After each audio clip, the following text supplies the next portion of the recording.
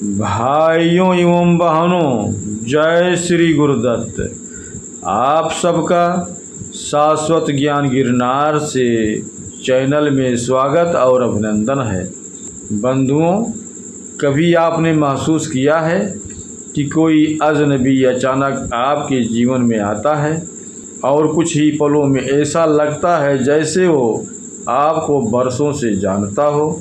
ये जुड़ाव इतना गहरा होता है कि शब्दों की ज़रूरत ही नहीं पड़ती। क्या ये सिर्फ संयोग है या फिर पिछले जन्म का रिश्ता? हमें अक्सर इससे रहस्यमय जुड़ाव का अनुभव होता है।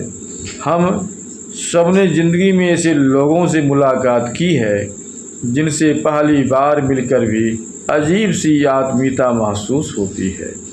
उनकी आँखों में जैसे कोई पुराना किस्सा छुपा हो, उनकी हंसी में कोई अनसुना वादा। ऐसे रिश्ते अचानक आते हैं और कई बार हमारे जीवन की दिशा ही बदल देते हैं। आइए जानते हैं शास्त्रों में इसे लेकर क्या कहा है। क्या ये पूर्व जन्म का संबंध है? भगवत गीता अध्याय 15 श्लोक 8 में कहा गया है कि आत्मा पुराने शरीर को त्याग कर नया शरीर धारण करती है और अपनी स्मृतियों और संस्कारों को साथ लेकर आती है। गर्भोपनिषद के अनुसार जन्म से पहले आत्मा अपने कर्मों के अनुसार परिवार और परिस्थितियाँ चुनती हैं।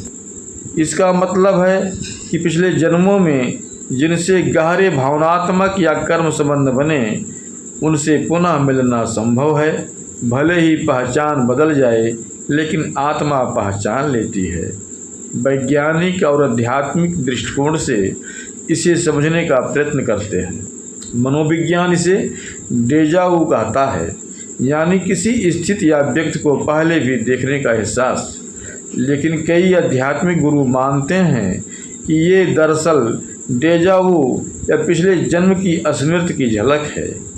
ध्यान और साधना के माध्यम से कई साधक बताते हैं कि उन्होंने पिछले जन्म के साथी, मित्र या परिवार को वर्तमान जन्म में पहचाना है।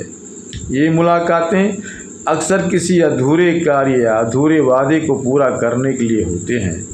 यदि कोई व्यक्ति आपसे पहली मुलाकात में ही गहरा विश्वास और सहजता दे, बिना कारण आपके जीवन में बदलाव लाए, आपके साथ समय बिताकर आपको ऊर्जा दे, तो संभव है कि वह आपके जीवन में पिछले जन्म का साथी हो।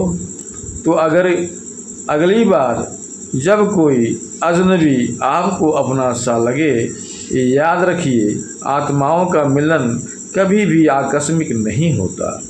ये एक लंबी यात्रा का अगला पड़ाव है जिसे हम जीवन कहते हैं।